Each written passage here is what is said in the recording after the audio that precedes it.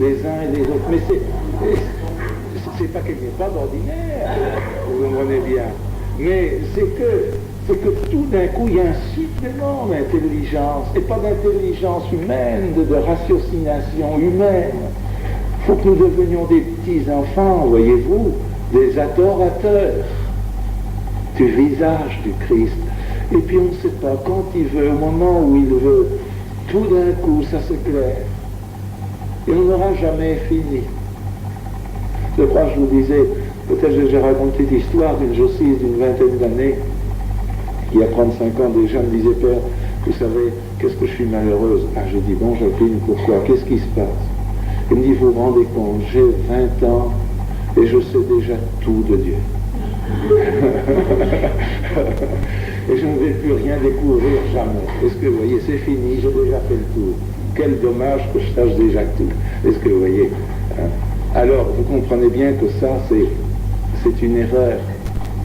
Nous avons toujours à découvrir avec plus d'admiration, avec plus de, je ne sais pas comment dire, d'adoration, le secret de notre vie qui nous est révélé par celui qui nous a bâtis, celui qui est notre Père, celui qui a rêvé de nous, de toute éternité, de chacun, de chacune d'entre nous, de celui qui nous aime, de celui qui nous envoie son Fils. C'est lui que j'ai envoyé pour vous. Voyez? Car en effet, Dieu avait fait un projet magnifique, Dieu avait fait un projet d'amour extraordinaire. Vous savez, on revient toujours à la même chose, on raconte ce qui vous frappe, et moi je crois que je ne peux pas beaucoup dire autre chose, c'est que Dieu est amour.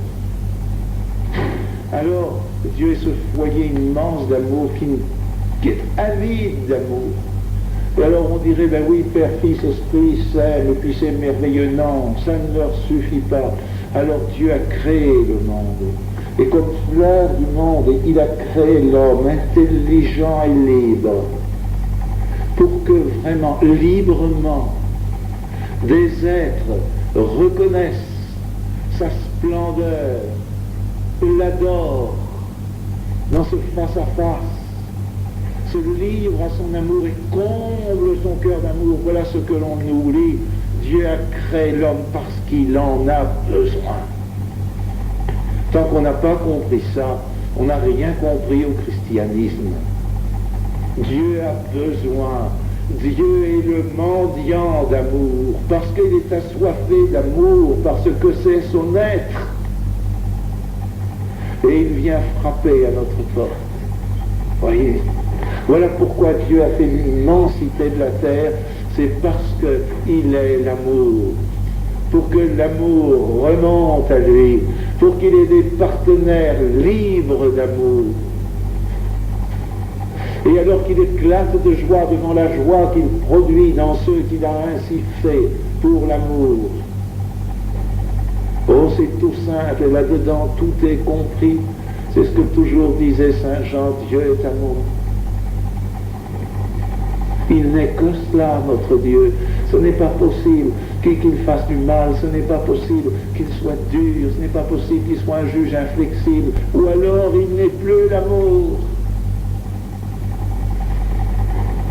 Il faut que nous nous débarrassions de toutes ces constructions, est-ce que vous voyez, pour regarder vraiment comme nous y sommes invités, la face du Fils. Et vous savez qu'entre le Fils, il n'est pas possible qu'il y ait de distinction entre le Fils et le Père, sinon qu'il est Fils et que l'autre est Père, et que ça, on ne sait pas très bien ce que ça veut dire, parce que nous sommes des hommes. Mais il est Fils, et en effet, Dieu est l'amour, vous voyez. Et alors, comme Dieu est amour et qu'il a bâti le monde pour que cet amour revienne à lui et qu'il en soit comblé et que ceux qui l'aiment soient comblés de son propre amour, voici que Dieu va constater l'échec de son projet. Il ne pouvait pas faire autre chose. Et il constate l'échec de son projet. Et c'est là où nous voyons que Dieu, alors, n'est pas le Tout-Puissant que l'on croit. C'est un mot que l'on devrait bannir, le Tout-Puissant. Ce n'est pas vrai, car Dieu n'est pas un être qui fait ce qu'il veut. Dieu ne peut pas faire qu'un cercle soit carré. Dieu ne peut pas faire qu'un triangle soit rond. Dieu est la vérité. Et Dieu est l'amour.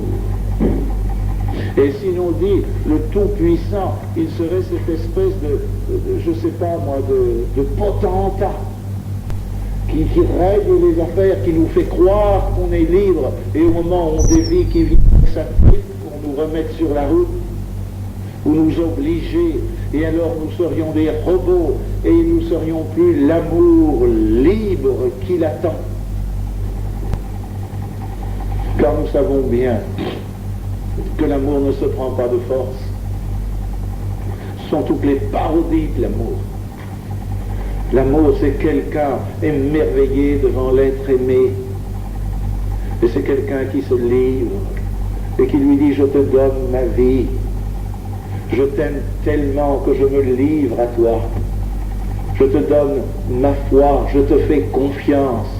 Prends-moi et fais de moi ce que tu veux. Et tout ce que tu voudras, je l'aimerai parce que cela viendra de toi. Me voilà. La seule chose qu'on ne puisse pas acheter peut-être, c'est l'amour. Et Dieu lui-même ne peut pas acheter l'amour par la violence, par la force. Dieu est le Tout-Puissant désarmé. Il est victime, si j'ose dire, de la loi qui lui a fait bâtir le monde. Il est victime, et s'il a fait la loi de l'amour, c'est parce qu'il ne pouvait pas faire autre chose. Il n'est que l'amour. Que ça. Alors c'est le Tout-Puissant désarmé, c'est le Tout-Puissant impuissant. Et voilà que ça a raté, parce que l'ennemi, et là aussi, nous avons là aussi une réponse. Et la raison, je crois, la raison profonde de l'athéisme moderne, la raison profonde du rejet de Dieu chez nos frères. Et c'est pourquoi il est si merveilleux que l'Esprit Saint suscite un mouvement comme le renouveau. On nous reproche d'être émotionnel, on nous reproche au fond l'amour qu'on a pour Jésus parce qu'il nous l'a donné, parce que ça gêne, n'est-ce pas, ceux qui sont trop ratiocineurs et trop intellectuels. Mais finalement, c'est ce dont notre monde a besoin. Et c'est pourquoi notre monde se détourne d'une religion qu'une parodie de manifestation de Dieu, le potentat tout-puissant qui gouverne le monde et qui se venge de ceux qui ne marchent pas droit. Dieu n'est pas ceci. Dieu n'est pas tout-puissant. Ou alors il faudrait ajouter le tout-puissant dans l'amour. Et qu'est-ce que c'est? Nous allons voir alors éclater cette toute-puissance. Car, vous voyez, si vraiment Dieu est celui qui fait le bien, et si Dieu est celui qui fait le mal, il est odieux. C'est un Dieu odieux. Dieu ne fait pas le mal, ce n'est pas vrai. Dieu ne fait que l'amour, et Dieu ne propose que le bien. Et ce qu'on n'a pas assez dit, ce qu'on n'a pas assez expliqué, est-ce que vous voyez, cette révélation profonde, il y en a un, et je crois pour moi c'est très révélateur, parce que j'ai commencé à voir, comme on a dit sur un point, là, tout d'un coup cette lumière intérieure. Ce n'est pas Dieu qui le... Dieu ne permet pas le mal. Dieu déplore le mal. Est-ce que c'est l'homme aussi qui fait le mal? Non plus, tout seul. Il y a le prince de ce monde. Le prince de ce monde. Celui que Dieu avait créé, lui aussi, là où Dieu est victime aussi de sa liberté, de cet amour qu'il a voulu. Dans l'amour, il avait créé les anges, n'est-ce pas? Il avait créé cette puissance. Et qui, on ne sait pas mystérieusement comment on peut toujours ratiociner, je ne sais pas très bien à quoi ça sert. Mais nous constatons ce que Jésus nous dit, croyons ce qu'il nous dit dans son évangile et dans son écriture. Il y a eu révolte, il y a eu le non servigam, je ne te servirai pas, je me procurerai le bonheur par moi-même. Est-ce que vous voyez, il y a eu cette révolte. Et puis alors, il y a cette volonté d'arracher les hommes, et ce barrage qui est mis à l'amour de Dieu sur la terre. Et Dieu doit respecter ce barrage. Dieu ne peut pas détruire ce barrage par la force. Alors si on croit que Dieu est tout-puissant, qui fait ce qu'il veut, on ne comprend pas pourquoi il ne violente pas ces forces hostiles qu'on appelle démons, n'est-ce pas? Pourquoi il ne